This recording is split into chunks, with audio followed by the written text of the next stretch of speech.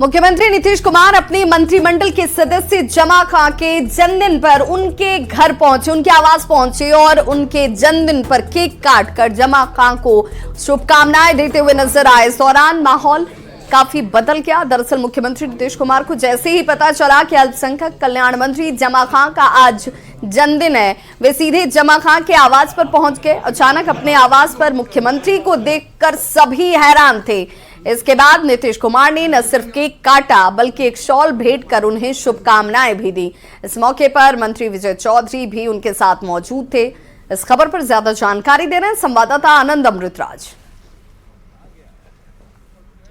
जो बिहार के अल्पसंख्यक कल्याण मंत्री भी हैं, जमा जी, अचानक मुख्यमंत्री आपके आवास पर पहुंचे? अचानक नहीं, हम लोग अपने नेता का एक्सेस की तरह हैं। हमारे नेता हम ही को नहीं, सबकी हालचाल लेने के लिए नॉर्मल तरीके से जाते रहते हैं। ये कोई नई बात नहीं है। आज क्या ओकेजन था? कुछ नहीं, कोई नई बात नहीं है। मैंने बताया आपको ना, आज तो मैंने बर्थडे भी मेरा था, जन्मदिन भी था। लेकिन हमारे नेता ऐसे आप ही जानते हैं, हमारे नेता सबका सम्मान करते हैं, सबके लिए चलते हैं। आज सारे लोगों को लेकर चलने का ही नाम नीतीश कुमार है, पूरा देश जानता है। आज मैं उनका जो मेरे यहाँ आए हैं, किसी मालूम हो गया जन्मदिन मेरा है, तो उसमें वो उन्होंने बधाई देने चले आए। तो ये कैसा लगता है जब मुख्यमंत्री को पता चले कि उनके मंत्री के जन्मदिन और बधाई देने घर पहुंच गया? इससे अच्छा और क्या हो सकता है हमारे लिए, क्योंकि हम तो एक अपने पार्टी के कार्यकर्ता हैं। एक छोटा कार्यकर्ता जमा खान है और जमा खान का नेता जो हमारे सब कुछ हैं, पॉलिटिकल सब कुछ हमारे हैं, उन्हें मुझे आशीर्वाद देने के लिए हमारे यहाँ चले आए। इससे बड़ा मुझे कुछ क्या हो सकता है। तो राष्ट्रीय अध्यक्ष बनने के बाद पहली बार किसी मंत्री के आवास पे गए होंगे, जब तो आप ही हैं जी, और भी गए होंगे, नहीं मालूम मुझे। लेकिन यहाँ तक मेरा सवाल तो है, ये जन्मदिन कितना यादगार हो गया? बहुत यादगार होगा। हमारे तो जिंदगी भर हमारे मित्र जो बैठे हैं, खड़े हैं, ऑलवेज हमेशा के लिए हो गए, जब तक जिंदगी हमारी रहेगी। ये मैं नहीं भूल सकता। ऐसा आशीर्वाद शायद किसी को हिंदुस्तान में प्राप्त होता होगा। तो शायद ही कैसे किसी को ऐसा आशीर्वाद प्राप्त होता होगा, जमा खान का ये कहना। और निश्चित तौर पे जमा खान बिहार सरकार के मंत्री हैं, उनके लिए एक बड़ा मौका है जब उनके जन्मदिन के मौके पे बिहार के मुख्यमंत्री नीतीश कुमार उनके आवास पहुंच गए और इन्हें जन्मदिन की बधाई दी। आनंद अमृतराज, न्यूज़ 18 नेटवर्क, पटना। 2023 के आखिरी दिन यानी कि 31 दिसंबर को लालू प्रसाद से बिहार विधानसभा के अध्यक्ष अवध बिहारी चौधरी ने जाकर मुलाकात की। इसके अलावा विधि मंत्री शमीम अहमद और पूर्व मंत्री श्याम बिहारी प्रसाद भी लालू प्रसाद से मिलने राबड़ी आवास पर पहुंचे।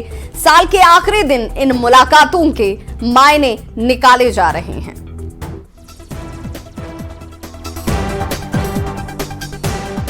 एक तो शीतलहरी, ऊपर से साल का आखिरी दिन।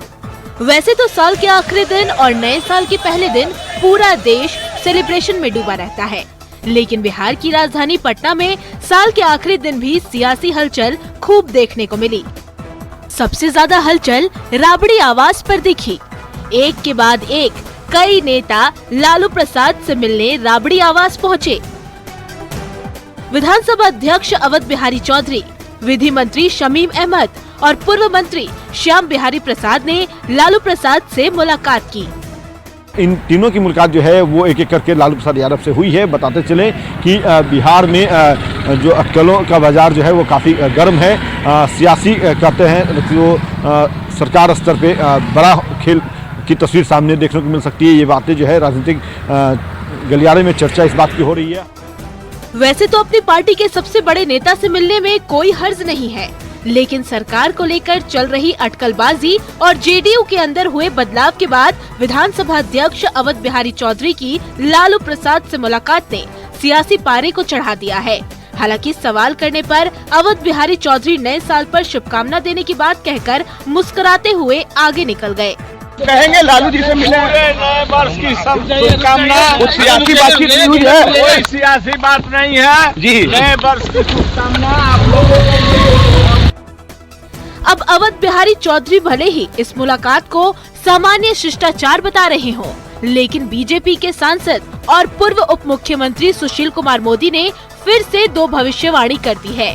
एक ये कि जेडीयू में टूट होगी और दूसरा ये कि नीतीश कुमार नए साल में बिहार के सीएम नहीं रहेंगे। देखिए, नए वर्ष के अंदर मैं दो भविष्यवाणी करता हूँ। एक तो जदयू का टूटना तय है और दूसरा नीतीश कुमार का मुख्यमंत्री पद पर वो बने नहीं रहेंगे। तो मुख्यमंत्री नहीं बने रहेंगे नीतीश कुमार और जदयू का टूटना, ये दो चीजें 2024 के अंदर होने जा रही है। 2023 के आखिरी महीने में बिहार के अंदर बहुत तेजी से राजनीतिक घटनाक्रम बदला है। एक तरफ गठबंधन में खटपट की अटकलें हैं तो दूसरी ओर जेडीयू में बड़ा बदलाव हुआ और ललन सिंह के इस्तीफा देने के बाद नीतीश कुमार फिर से जेडीयू के राष्ट्रीय अध्यक्ष बने। सवाल है कि 2024 में क्या बिहार की सियासत में कुछ और बड़ा होने वाला है। न्यूज़ 18 के लिए पटना से अमित कुमार और धर्मेंद्र कुमार की रिपोर्ट। और मुंगेर में नए साल के जश्न को लेकर पुलिस की मुस्तैदी की पोल उस वक्त खुल गई जब दिन दहाड़े बाजार में, देखिए तस्वीरें आपके सामने भी हैं कि कैसे ताबड़तोड़ फायरिंग जो है वो शुरू कर दी जाती है और हवाई फायरिंग से इलाके में हड़कंप मच गया।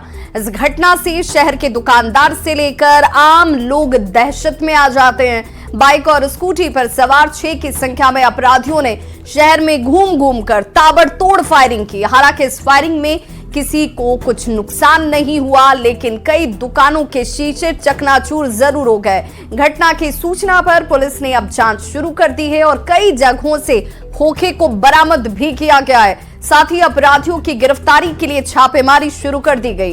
कोतवाली थाना पुलिस के मुताबिक पिछले दिनों अपराधियों के 2 गुटों के बीच विवाद हुआ था, जिसके बाद दहशत फैलाने के मकसद से एक गुट ने यहां पर फायरिंग की है। पीछे से फायरिंग होते हुए आया, यहाँ पे भी रुक के फायरिंग किया आसमान में और आगे फायरिंग करते हुए चला। कितना लड़का था, किस चीज पे था वो? बाइक से थे, एक बाइक पे 3 लड़का था, पीछे भी एक बाइक थी, वो मैं नहीं देख पाया लेकिन रिकॉर्डिंग में आ चुका। हिट किया जा रहा है, वीडियो फुटेज प्राप्त हो चुका है, फोटो भी मिल चुका है। अपराध कर्मियों पर दूसरी टीम छापेमारी कर रही है। कितने जगह फायरिंग की गई है सर? कितना खोखा बरामद हुआ है? 4 जगह हुआ है। अभी हम लोग आगे टीम बरामद कर रही है। कितना खोखा मिला है, कितना पिलेट टीम बरामद कर रही है। 2-3 खोखा अभी तक हम लोग को मिलने की प्राप्त होने की सूचना मिली है। और मुंगेर संवाददाता अरुण शर्मा इस वक्त ज्यादा जानकारी के साथ फोन लाइन पर हमारे साथ जुड़ चुके हैं। अरुण, क्या जानकारी मिल रही है? क्या इन लोगों की पहचान हो पाई है? जो डीएसपी से बात हुई, उनका कहना है कि जो शिनाख्त है, इन लोगों की शिनाख्त हो चुकी है और जिसके लिए छापेमारी अभी चालू है।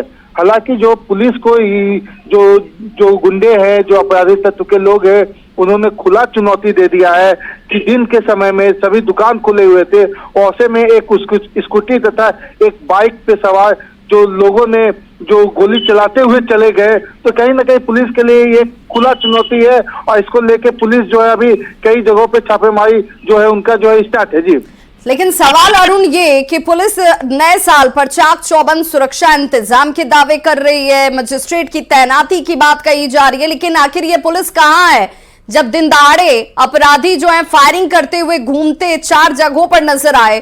तो आखिर ये पुलिस की गिरफ्त से बाहर कैसे हैं? जी, बिल्कुल सही सवाल है कि पुलिस पे ये एक सवालिया निशान है कि पुलिस भी जानती है कि आज 31 दिसंबर है, साल का अंतिम दिन है। ऐसे में चाक चौबंद व्यवस्था होनी चाहिए, जो विधि व्यवस्था है उसको संधारण को वो लगे हुए थे। लेकिन उसी समय जो है 2 बाइक पे बैठे 6 लोग जो है और लगभग 1 किलोमीटर के अंदर में जो गोली चलाई है, पुलिस को 7 खोखे भी मिले हैं और कई जगह पे सीसीटीवी पे भी उन लोगों की जो तस्वीर है वो सामने आई में। ऐसे में वो निकल जाते हैं तो पुलिस पे एक सवालिया निशान तो बिल्कुल बनता है। जी, बहुत बहुत शुक्रिया अरुण तमाम जानकारी के लिए।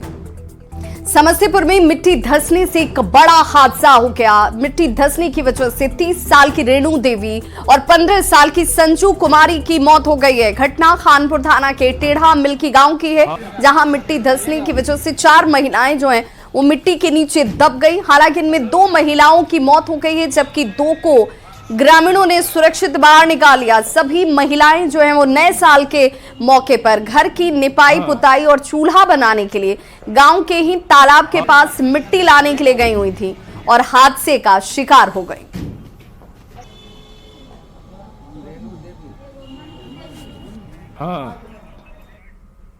पटना में नए साल के मौके पर जश्न मनाने के लिए भारी मात्रा में रखी गई शराब को जब्त कर लिया गया है। पुलिस ने सीधे तौर पर यह कहा कि जो मंसूबे इन लोगों ने पाल रखे थे शराब की खेप को खपाने के, उस पर पानी फेरा गया। पटना के वीआईपी इलाके में बड़ी मात्रा में शराब को जमा कर रखा गया था, जिसकी सूचना पर पुलिस ने शराब को जब्त किया है। साथ ही मौके से 2 धंधेबाजों को भी गिरफ्तार किया गया।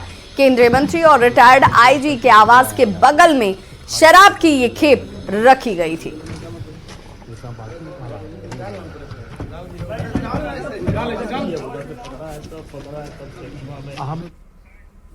अगली खबर गोपालगंज से, जहां पर उत्पाद विभाग की टीम ने गंडक नदी के दियारा इलाके में छापेमारी कर देसी शराब की 2 भट्टियों को ध्वस्त कर दिया।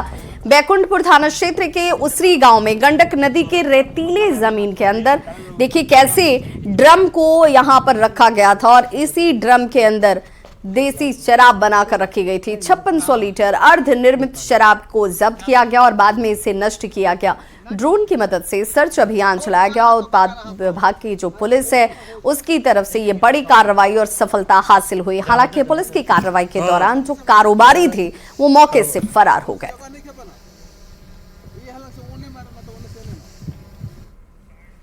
मुजफ्फरपुर के सकरा थाना क्षेत्र में मिट्टी भरने के विवाद में 2 पक्षों के बीच जमकर मारपीट हुई, जिसका वीडियो अब तेजी से वायरल हो रहा है। 2 पक्षों में हुई मारपीट में जमकर एक दूसरे के ऊपर लाठी भाजते हुए लोग आपको नजर आ रहे होंगे, क्या महिलाएं और क्या पुरुष। यहां पर सभी एक दूसरे के जैसे खून के प्यासे हो गए हों।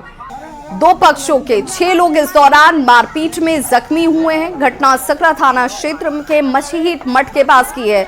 घायलों को इलाज के लिए सकरा रेफरल अस्पताल पहुंचाया गया, जहां पर गंभीर स्थिति देखते हुए कुछ लोगों को SKMCH रेफर किया गया। दोनों पक्षों के बीच जमीन को लेकर बताया जा रहा है कि बहुत पहले से विवाद चल रहा था।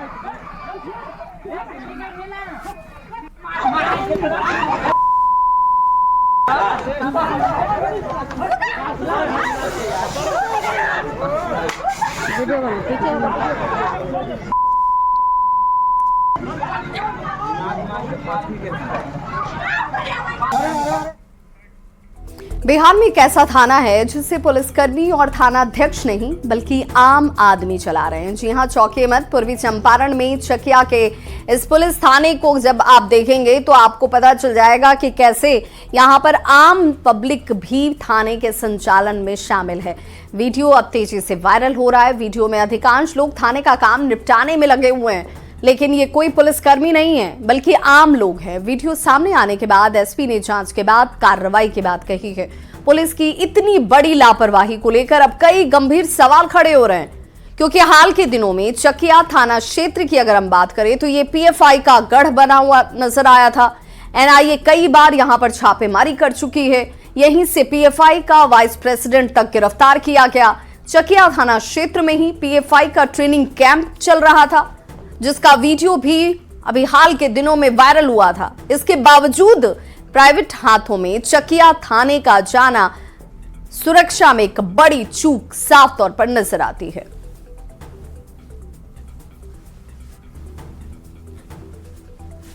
यहाँ पे एक न्यूज़ शेयर किया जा रहा था जिसमें चकिया थाना में 2 प्राइवेट लोगों के द्वारा थाना का कार्य करते हुए बताया गया है। इस संबंध में पुलिस अधीक्षक महोदय के द्वारा तत्काल संज्ञान लिया गया है और SDPO चकिया को जांच का जिम्मा दिया गया है। जांच में जो तथ्य आएंगे उसके अनुसार कार्रवाई की जाएगी। भागलपुर रेलवे स्टेशन के पास ट्रेन की एक बोगी को ट्रक की ट्रॉली पर लादकर स्टेशन की ओर ले जाने के दौरान दुर्घटना का शिकार ये ट्रक कैसे हो गया। ट्रक अनियंत्रित होकर लोहिया पुल के रेलिंग से जाकर टकरा गया। ट्रेन की बोगी सड़क पर गिर जाती है। हादसे में हालांकि राहत की बात यह रही कि कोई हताहत नहीं हुआ। हालांकि 8 घंटे तक इस रूट पर यातायात जरूर बाधित नजर आया। मौके से इस खबर पर ज्यादा जानकारी दे रहे न्यूज़ 18 संवाददाता विकास कुमार सिंह।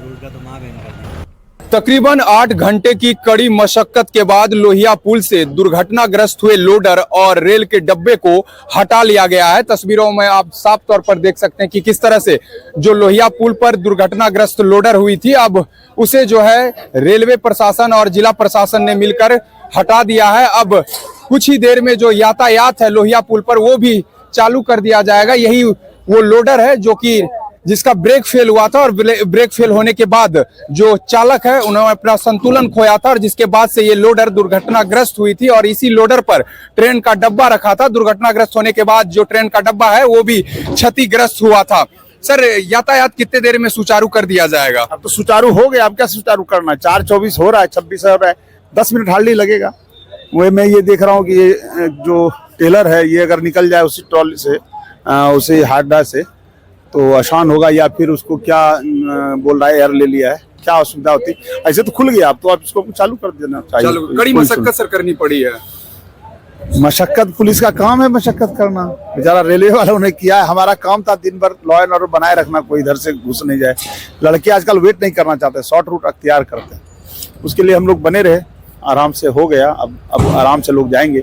कल चूंकि 1 जनवरी है, कल व्यवधान हो जाता, आज अगर नहीं होता। आज हो गया बहुत स्मूथली, तो अब आराम से लोग कल 1 जनवरी का आनंद लेंगे। धन्यवाद। तो जो दुर्घटनाग्रस्त लोडर था और जो ट्रेन का डब्बा वो उल्टा पुल से, लोहिया पुल से वो हटा लिया गया। अब थोड़ी देर में ही जो यातायात है वो सुचारू कर दी जाएगी। बता दें कि आज अहले सुबह जो लोडर था उस पे एक यार्ड से, रेलवे के यार्ड से एक ट्रेन का डब्बा रखकर उसे स्टेशन परिसर लाया जा रहा था और इसी दरमियान में लोडर का ब्रेक फेल हो गया और जिसके बाद से गाड़ी जो है वो दुर्घटनाग्रस्त हो गई थी, जिसमें कि ट्रेन का बोगी भी क्षतिग्रस्त हुआ था, जिसके बाद से पूरी तरह से यातायात जो है स्टेशन परिसर से बस स्टैंड तक बाधित हो गई थी। लेकिन अब इसे सुचारू कर दिया गया है। विकास कुमार सिंह, न्यूज 18 भागलपुर। नए साल को लेकर पर्यटन नगरी वैशाली गुलजार हो चुकी है। जी हां, 31 दिसंबर से ही पर्यटकों के आने का सिलसिला यहां शुरू हो गया है। कल 1 जनवरी को यहां भारी भीड़ नजर आती है, जहां पर बिहार के कोने कोने से लोग पिकनिक मनाने के लिए अपने परिवार के साथ पहुंचते हैं। वैशाली के रेलिंग स्तूपा के अलावा शांति स्तूप के साथ साथ पुष्करणी झील के पास लोग पिकनिक मनाने के लिए पहुंचते हैं। वैशाली पर्यटन नगरी है और वैशाली में हर साल 1 जनवरी मनाने के लिए, नए साल को सेलिब्रेट करने के लिए भारी संख्या में लोग पहुंचते हैं। लेकिन आज 31 दिसंबर है और आज का नज़ारा देखिए, ये रेलिंग स्तूपा है वैशाली का पर्यटन स्थली, बगल में शांति स्तूप है और यहाँ पे लोगों का जो आने का सिलसिला है वो सुबह से ही जारी है। भारी संख्या में लोग यहाँ पे पहुंच रहे हैं और परिवार के साथ यहाँ पे आके पिकनिक एंजॉय कर रहे हैं लोग। बसिंदा हम लोग वैशाली अंतर्गत जो प्रखंड वैशाली है उसी के है, मायका हमारा बगल में ही। तो कल आता है लोग 1 जनवरी को यहाँ पे भारी संख्या में लोग, आज बहुत ज्यादा कल भीड़ होती है। अच्छा, तो हम लोग सोचे कि क्यों नहीं एक दिन पहले, आज जो अंतिम दिन है साल का, तो हम लोग आज भी सेलिब्रेट करें। कल घर में पूरे फैमिली के साथ हम लोग सेलिब्रेट करेंगे, बहुत अच्छा लगेगा। ऐसे आज भी यहाँ बहुत अच्छा लगता है। साल में हम लोग 3-4 बार तो आ ही जाते हैं लगभग। घूमने आई हो? क्या नाम है तुम्हारा? सिद्धि। वो वैशाली का जो ये क्षेत्र है, एरिया है, यहाँ पे जितने भी पर्यटन स्थल है वहाँ पे भीड़ जो है वो काफी अत्यधिक मात्रा में लोग पहुंचते हैं। ना सिर्फ इस जिले से बल्कि आसपास के जिले से, बिहार के कोने कोने से भारी तादाद में जो लोग आते हैं यहाँ पे परिवार के साथ पहुंचते हैं और पिकनिक मनाते हैं, एंजॉय करते हैं। तो आप देखिए किस तरह से लोगों का आने का सिलसिला जो है वो सुबह से ही शुरू हो गया है और नए साल का स्वागत करने के लिए लोगों में उत्साह देखा जा रहा है। मैं आपको बता दूं कि ये वैशाली है और वैशाली में कल का जो नजारा होगा वो काफी खास होता है, क्योंकि यहाँ पे लाखों की संख्या में लोग जो है वो पूरे बिहार के कोने कोने से पहुंचते हैं।